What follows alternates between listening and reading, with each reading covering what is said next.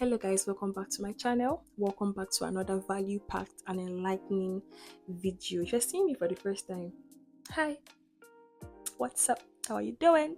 I am Chidi, your girl. Welcome to my space. Guys, today we're going to be talking about the brain because there is a way the brain operates, and when we understand it, we can use it to our advantage. It's going to improve our self-awareness. It's going to help us in our self-discovery journey. It's just going to help us understand why we behave the way we do and how we can correct behaviors that are not serving us. It's going to permeate into all our lives. It's going to help us to be more productive, more resilient, form meaningful connections, and become the best version of ourselves.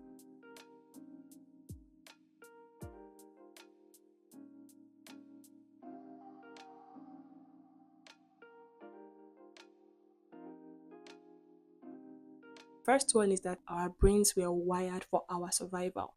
Your brain's ultimate job and primary assignment above any other function is to protect you and keep you alive. Thousands of years ago, when our ancestors were living in the wild, they were constantly faced with predators, unpredictable environment, and uncertainty. So they had to become hyper aware of their surroundings. To adapt to these situations, their brains developed what we call the flight and fight response, a powerful mechanism that helped them react instantly to these threats, to these dangers. Over the years, our brains have evolved, but that primary wiring, that flight or fight response has remained. Our brains are constantly looking for threats in our environments that it will protect us from. That is why if you are walking at a place at night and you see somebody that is dressed in a particular kind of way, your brain is quickly going to perceive it as a threat, even if that person has no ulterior motive.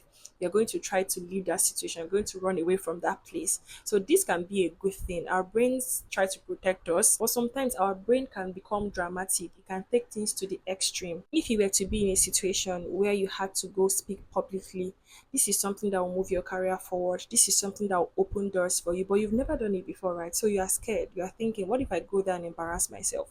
What if I go there and completely forget my lines?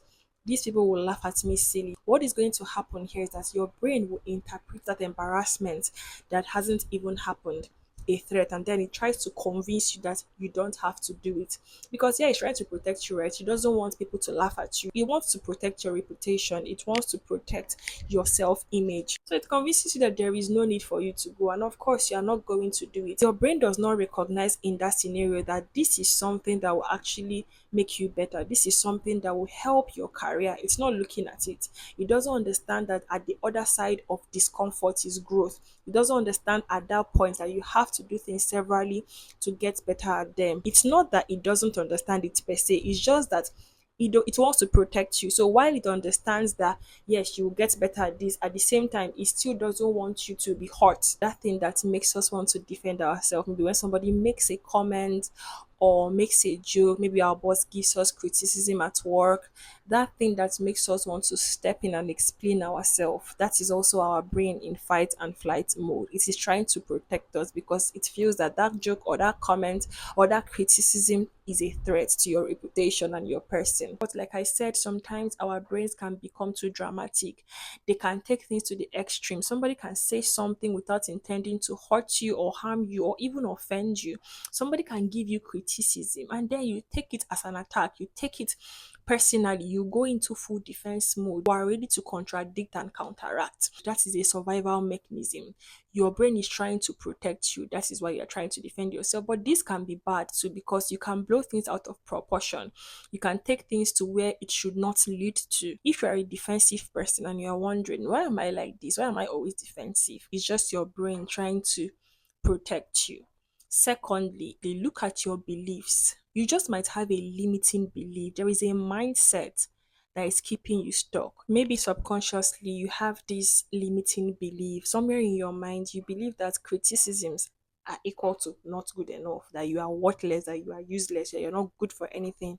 When you think like this, of course, you're going to try to defend yourself. But when you understand that criticisms do not mean that you are bad or you are bad at anything, it means that indeed you are actually good, but there is a place for improvement. You can get better. It doesn't cancel out your good qualities, it doesn't cancel out your strengths. If you see it this way, you're going to be less defensive because now you understand that, oh, it's not about me. You have separated yourself from the experience. That could be your limiting belief. Things that can also make us defensive is past trauma. Maybe you were in a situation where you were lied against, you were things were said about you that was not true. And then in order to cope, you have developed a coping mechanism, which is to be defensive. You are always ready to defend. Over time, your body gets used to it, and then you find yourself becoming a defensive person. Whereas it started as a coping mechanisms at the times you were lied against or whatever. So you have to be able to pinpoint the reason. Where is the trauma coming from? How can I correct it so that moving forward, I'm not a defensive person anymore. Our brains have the tendency to focus more on negative things than the positive ones, negative emotions, negative experiences, negative events more than the positive ones. Of course, this is also a survival mechanism. This is our brain trying to protect us because your brain believes that if it keeps you fixated on a negative event or a negative emotion or a negative experience or a negative compliment, in the future, if that event were to occur again, you will be more prepared. That is what your brain thinks. It is trying to prepare you ahead of time. It can be a good thing, but then again, it can be a bad thing if you're always focusing on negative things.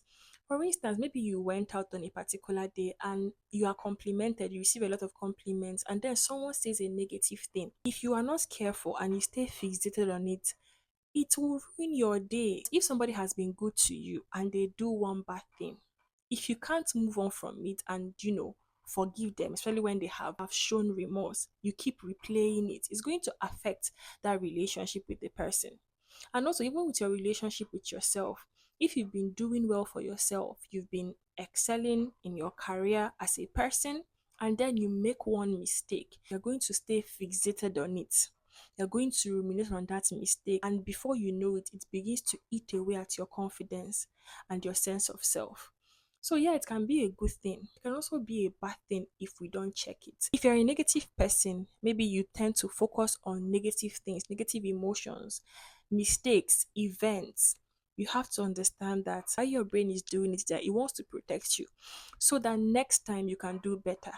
But then, if you stay on it, if you have picked the lesson from that situation, if you have done what you can do and you are still fixated on it, it's not going to take you anywhere. That's why they say that people are stuck in the past.